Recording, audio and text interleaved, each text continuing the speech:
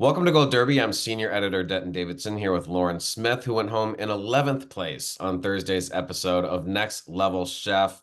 Lauren, you had the top kitchen, but you couldn't seem to figure out what you wanted to do with the side dishes. What went wrong here? I think it was a bad grab. I grabbed that bell pepper and I just didn't know what to do with it. I didn't grab enough. And also just the pressure of being in the top kitchen, right? We were used to the Blazement. I was comfortable down there. I was very comfortable working with the limited ingredients that we got. And just seeing that platform, you almost like black out. You don't even see everything that's there. You just kind of start grabbing whatever's in front of you. So I think it came down to a bad grab. My side was, not the best. That red bell pepper puree. The celery root puree was great, and the steak was cooked and seasoned perfectly. So, I think it came down to that stupid bell pepper puree. The platform does look stressful, fighting for ingredients. Is it more difficult at the top? Because are you like just overwhelmed and then you have such a small time limit, you have to sort of, and at the basement, you kind of just don't have much choice. It's just like, okay, fine, this is what I got. Exactly. The top, like being at the top, there's just so much to choose from, and so everything is running through your mind like, oh, I could do this or I could do that, and then by the time you figure out kind of what you want to grab, it's already gone, or it's the platform is leaving. So you kind of just have to grab whatever's there, or right in front of you. Versus the basement, you've got what you've got. It's like, well, I'm just taking this and I'll make something out of it, and it usually turns out great. But the pressure at that top kitchen is just a killer. And it was Nyesha that I was speaking to one time that said, home cooks and people that aren't professional chefs, they thrive in the basement because they're not Mhm. like they don't need all the like the fancy equipment. And you work, I mean, in private jets, right? Like that's sort of your background. So what's it like? What is that life like to cook? Like, what are you cooking on those jets? What are people ordering on a private jet? It's insane. So I work for one person on a private jet, and I've Okay. worked for him for the past 8 years. And I'm a self-taught chef, and he really kind of pushed me to get better. He was like, "I want to chef on a jet," and I was like, "That's not the job for me. Like, I believe in you. Let's do this." And he just pushed me to get better and better. He would bring me menus from like Michelin star restaurant, and he would say like, "I think you should try and cook this." And it's like, this is a Michelin star restaurant. I am a home chef. I don't know what you think you have here. So I've cooked over 10,000 unique dishes in, those 8 years. So I've cooked the whole gamut. Like you name it, I've cooked it on a private jet.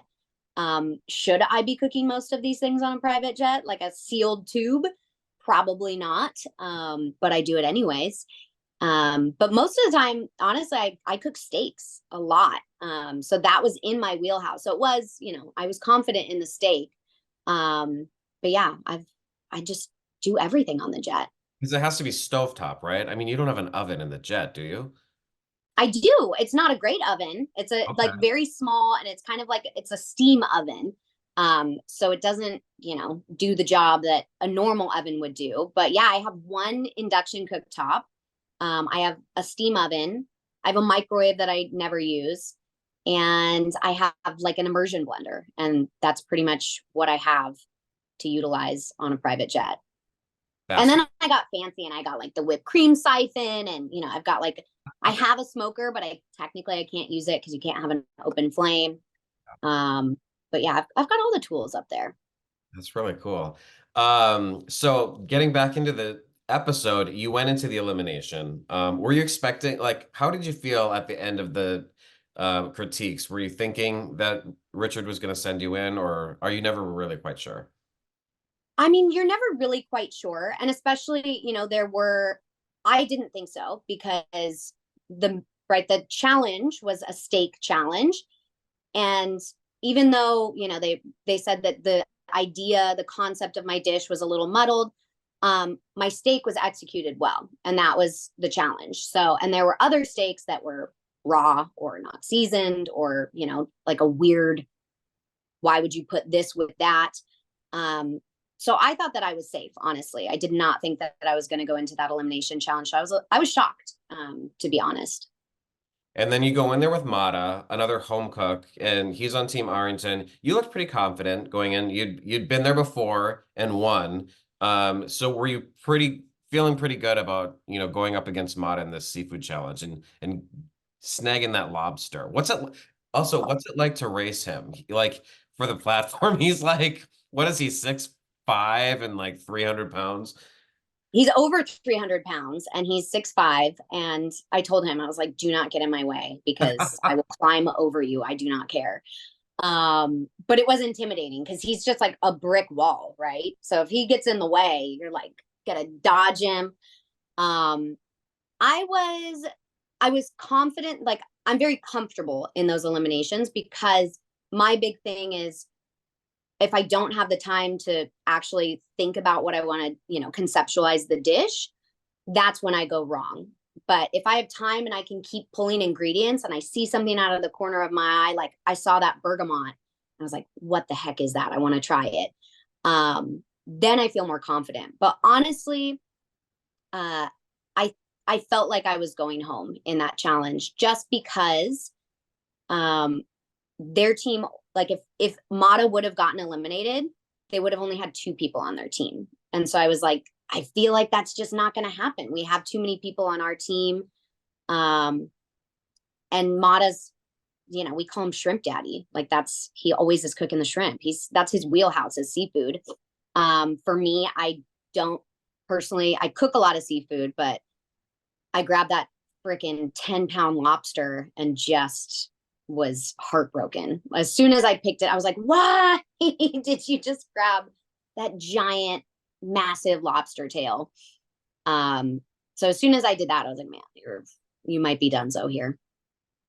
What I'm gonna miss about you on the show is the way that you sing while you cook. You're like, I need a potato. Like, did you know that you do that all the time? Or watching it back, or you're like, I didn't realize I do that so much because it's one of the most entertaining parts of the show to watch for me. And now that you're gone, I'll miss that. You're like, I'm not even going to watch the show anymore. There's no singing here. I know, like I am definitely one of those people that I talk to myself a lot when I cook, but I'm also one of those people that's just me every day. Like, whatever I'm doing, I make a song about it. Like whatever I'm talking about, I sing to myself about it. So I knew, but it was very shocking to actually see me doing that on live television around, like I don't even know what our viewership is. I think it's something ridiculous, like one of the most watched shows. I'm like, wow, that many people just saw me being a total nerd, but it is my truest self. So, I'm not too ashamed about it. What is it like watching yourself on television? Like, It's weird. Like it doesn't feel like it's me until I do something silly. And then I'm like, oh, that is definitely me. But when I see myself, because a lot of people say I have an RBI when I'm cooking. So the levity of me actually singing, they're like, oh, okay, she's funny and cool. But watching the intensity of me cooking, it's like, who is that? She's a beast. did you have fun meeting these other chefs from around the country that sort of have this same dream as you? It's honestly like that was my favorite part is just the like meeting these chefs and making these lifelong friendships and connections. Like we have a group chat of the top 15 and we talk all day every day. And we're, like hosting events with each other and doing meetups. A lot of the chefs are in LA. Chef Chris Zorin and I are actually working together now and doing like private chef events. So that I think is my favorite part of the show. Like what came out of it is just so many incredible opportunities and friendships. So yeah, I mean, amazing. What was the most stressful challenge for you? Or like what took you the most sort of outside of your comfort zone? The curry dish was the worst. I do not like eating curry. Have never cooked it, and also I know that to build like flavor into a curry takes hours typically, and so we're supposed to do it in 20 minutes. So like, oh man, this is very much outside of my wheelhouse. And it showed. Obviously, I went into elimination on that, and then killed it with the buttered chicken, which was amazing. That actually, I tasted it and I was like, whoa, that is really good. Like, I've got to go order some buttered chicken or start making it more often. what are you up to now? How do people follow you on your food journey? I mean, if you want to share your social media, do that. What's next for you, and how are you planning on continuing this? Yeah, definitely. So, my social media, my Instagram is wanderlust underscore flight, WANDER, not wonder. And I'm doing a ton of things right now. I've got my private chefing events that I'm doing with Chef Chris Soren under Taste Collective, which you can also follow on social media. That's just at Taste Collective. And then we're rolling out something very exciting. Hopefully, within the next year, we're going to be doing Wanderlust Collective, which is going to be aviation catering. And that's essentially going to be bringing that very elevated next level dishes to the culinary world in aviation. And it's going to be kind of idiot proof. So I'm going to be cooking everything, and basically the flight attendants are just going to have to reheat it. And it's even going to come with like photos and reheating instructions, how to plate a dish. So that's something that's kind of like my little baby project that I'm really excited about. And then I'm also going to be working possibly in New Orleans with a boutique hotel concept, Maison Maison. And I might become their new food and beverage director for their 3 restaurants. And then I'm also doing like private chefing and events there. And then just some random private chefing in Los Angeles, working with a few other pretty big chefs in LA. So big, super exciting culinary journeys coming your way. And I decided to also quit my full-time job like a crazy person. So that's really fun also. What did you because you worked for the one person. So is he happy for you, or is he never speaking to you again? I mean, we're still talking, and I am, I've offered to still pick up flights with him if he does like an international trip or something. I'll pick up a flight here and there, but he's very excited for me. He was devastated by the loss, I think. He even told me, he's like, "Well, I'm just not going to have a flight attendant then. I don't want anyone else. Like, if I can't have you, then it's over."